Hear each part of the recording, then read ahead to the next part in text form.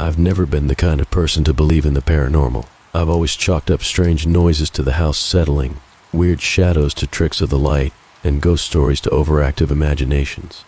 But what happened to me one fall night in 2019 changed everything. I've never told anyone about it until now. It all started with a weekend getaway. My friends and I rented a small cabin in the middle of nowhere, nestled deep within the woods of Pennsylvania.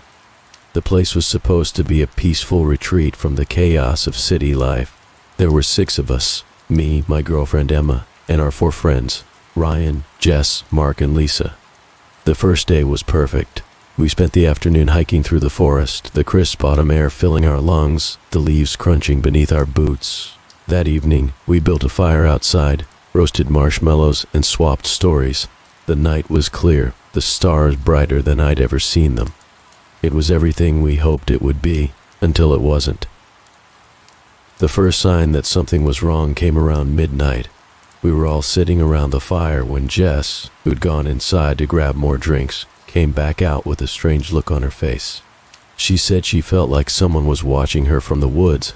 We laughed it off, teasing her about being paranoid, but I could see the unease in her eyes. As the night wore on, that feeling of being watched started to spread. The laughter died down, and we all grew quiet, glancing nervously into the surrounding trees. The fire, which had been warm and comforting earlier, now seemed too bright, too exposed. I could feel eyes on us, cold, calculating eyes. It wasn't long before we decided to call it a night. We doused the fire and retreated into the cabin, locking the door behind us. But sleep didn't come easily. The air inside felt thick, suffocating. I lay awake in bed, listening to every creak and groan of the old wooden cabin. Emma slept beside me, her breathing slow and steady, but I couldn't shake the feeling that something or someone was out there, just beyond the walls. Around 3 a.m., I heard it, a soft, rhythmic tapping at the window.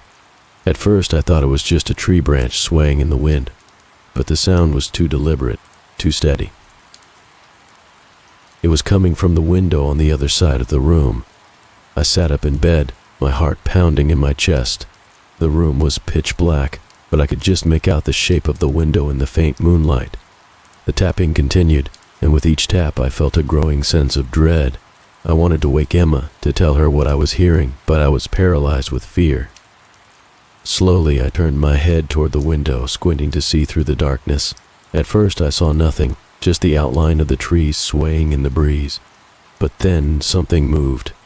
A shadowy figure standing just outside the window, barely visible in the darkness. My breath caught in my throat. I couldn't make out any details, just a vague silhouette, tall and thin with long limbs. And then, as my eyes adjusted, I saw them. The eyes. 2 glowing red eyes staring directly at me, unblinking, burning with an unnatural light. I wanted to scream, to wake everyone up, but the sound died in my throat. The figure just stood there, watching, those eyes boring into my soul. And then, just as suddenly as it had appeared, it was gone. The tapping stopped, and the room was silent once more. I don't know how long I sat there, staring at the window, waiting for something to happen. Eventually, exhaustion took over, and I must have fallen asleep, though I don't remember it. When I woke up the next morning, the sun was shining and everything seemed normal. But I knew what I had seen wasn't a dream. I didn't tell the others what had happened. Part of me didn't want to believe it myself. We packed up and left the cabin that day, all of us eager to get back to civilization. But as we drove away, I couldn't shake the feeling that we were being followed. I kept glancing in the rearview mirror, half expecting to see those glowing eyes in the trees behind us. Weeks passed, and I tried to put the experience behind me. But something changed after that night. I started seeing things out of the corner of my eye. Shadows that moved when they shouldn't, glimpses of figures standing just out of sight. And always those eyes. They would appear in my dreams, watching me, waiting. I don't know what it was that I saw that night in the woods, and I'm not sure I want to know. All I do know is that I've never felt safe since then. It's like something followed me home, something dark and malevolent. And sometimes, late at night, when the world is quiet, I hear it again, the soft, rhythmic tapping at my window. Like it's waiting for me to look, waiting for me to see those eyes again. But I won't. I can't. Because I'm afraid that if I do, it will come for me. So, if you ever find yourself in the woods, and you feel like you're being watched, do yourself a favor, don't look. Don't acknowledge it. Because once you see those eyes, there's no escaping them.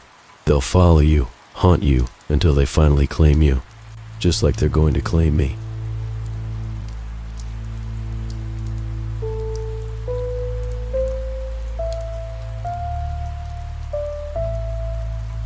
I've always been drawn to old, abandoned houses.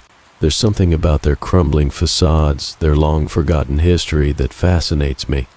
So when I heard about the old Taylor house on the edge of town, I knew I had to check it out. The place had been empty for decades, ever since the Taylor family vanished without a trace back in the early 70s. No one knew what happened to them, and the house had stood untouched ever since, slowly decaying as the years passed. It was a warm summer evening when I decided to go. I told my friends about it, but they weren't interested.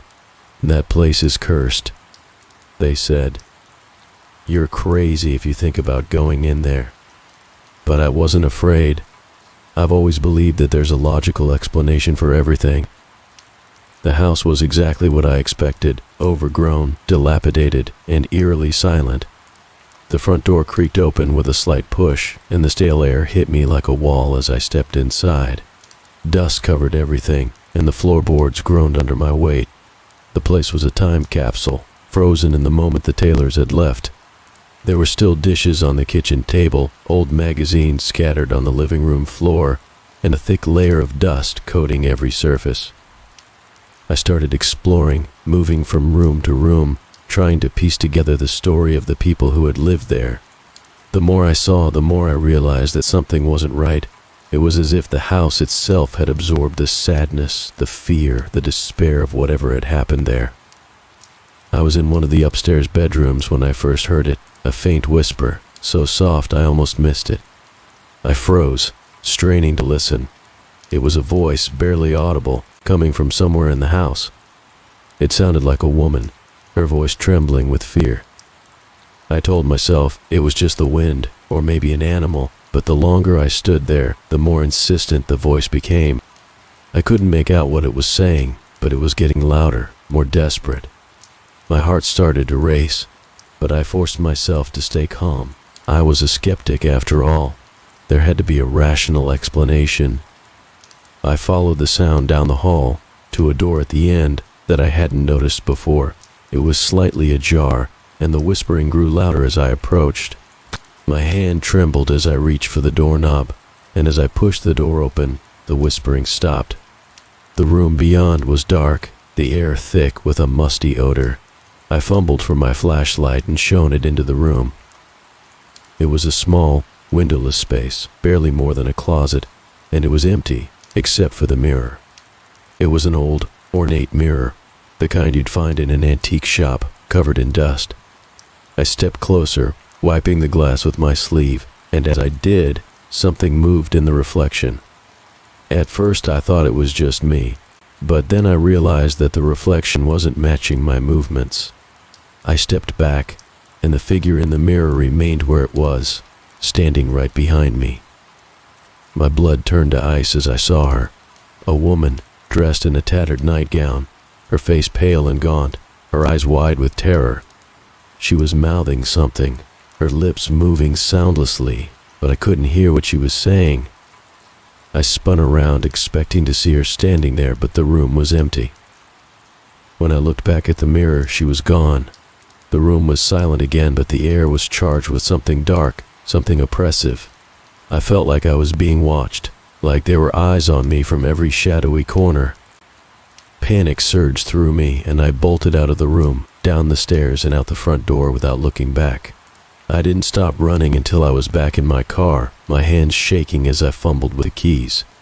As I sped away from the house, I glanced in the rearview mirror, half expecting to see her standing in the road behind me. There was nothing, just the dark silhouette of the house receding into the distance. I haven't been back to the Taylor house since that night, and I never will. But sometimes, late at night, when the house is quiet and the shadows stretch long across the walls, I hear that whisper again. It's faint, almost indistinguishable, but it's there, and I know deep down that the house isn't done with me yet.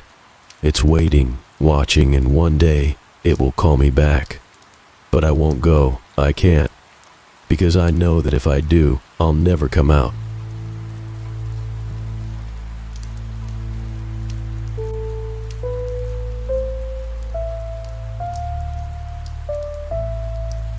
I used to drive long-haul trucks for a living, crisscrossing the country, hauling cargo from coast to coast.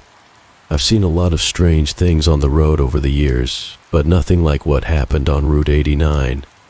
It's something that still haunts me, something I can't explain. It was late one night in the fall of 2017. I was driving through the Arizona desert, heading north on Route 89, a desolate stretch of highway that cuts through miles of barren land. The road was empty, and the only light came from my headlights cutting through the darkness. The radio was playing low, and the hum of the engine was almost hypnotic. I was about halfway through my shift when I saw her, a figure on the side of the road, just standing there in the middle of nowhere. At first, I thought my eyes were playing tricks on me, but as I got closer, I realized it was a young woman. She was wearing a simple white dress, and she was barefoot, her hair hanging loose around her shoulders. It wasn't unusual to see hitchhikers out in the desert, but something about her gave me pause. She looked out of place, like she didn't belong there. Still, I couldn't just leave her standing there in the middle of nowhere, so I pulled over. She didn't move as I approached, just stood there with her arms wrapped around herself, staring out into the darkness. When I rolled down the window, she finally looked at me. Her eyes were wide, and there was something in them that made my skin crawl, fear, desperation, and something else I couldn't quite place. "Do you need a ride?" I asked, my voice sounding too loud in the stillness of the night. She nodded, but didn't say anything. I opened the door for her, and she climbed in, her movements slow and deliberate. As soon as she was inside, she closed her eyes and leaned back against the seat, letting out a shaky breath. I tried to make small talk as we drove, asking her where she was headed, but she didn't respond. She just stared straight ahead, her hands gripping the edge of the seat. I couldn't shake the feeling that something was wrong, but I didn't push it. We drove in silence for a long time, the only sound the tires on the asphalt and the low murmur of the radio. After about an hour, she finally spoke. Her voice was soft, barely more than a whisper. "They're coming for me," she said, her eyes still fixed on the road ahead. I glanced over at her, a chill running down my spine. "Who's coming for you?" She didn't answer, just kept staring straight ahead, her face pale and drawn. I didn't know what to say, so I just kept driving, my mind racing. Something about the way she said it, the absolute certainty in her voice, made me believe her. A few minutes later, she started to cry. It was a soft, broken sound, like she was trying to hold it in. I reached over to comfort her, but when I touched her arm, she flinched, pulling away from me. "Please, just let me out," she said, her voice trembling. "I need to go. They'll find me if I stay." We were in the middle of nowhere, with nothing but desert for miles around, but she was insistent. I didn't want to leave her out there, but something told me that arguing with her was pointless. I pulled over, and she got out without another word, disappearing into the darkness before I could say anything else. I sat there for a long time, staring after her, trying to make sense of what had just happened. But no matter how hard I tried, I couldn't shake the feeling that I'd just made a terrible mistake. I didn't hear about the accident until the next day. A car had crashed on Route 89, not far from where I'd picked her up. The driver had swerved off the road and hit a rock, killing him instantly. There was no explanation for why he'd lost control, no sign of another vehicle, no obstacles in the road. But the police found something strange at the scene. They found a single white shoe, like the kind a woman might wear with a summer dress. It was just sitting there on the side of the road, with no footprints leading to or from it. And when they checked the car's GPS, they discovered that the driver had been heading toward the exact spot where I dropped the woman off. I I never saw her again, but I can't shake the feeling that she was somehow connected to that accident. Maybe she was running from something that finally caught up with her, or maybe she was something else entirely, something that shouldn't have been out there on that lonely stretch of road.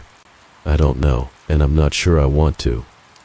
But one thing's for sure, I've never picked up a hitchhiker since, and every time I drive down Route 89, I keep my eyes straight ahead, refusing to look at the side of the road, because I'm afraid that if I do, I might see her standing there, waiting for someone else to come along and give her a ride. And I'm not sure that the next person who does will be as lucky as I was.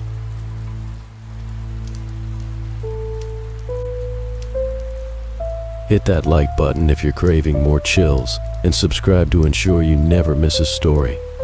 Turn on notifications, because you never know when the next nightmare will unfold.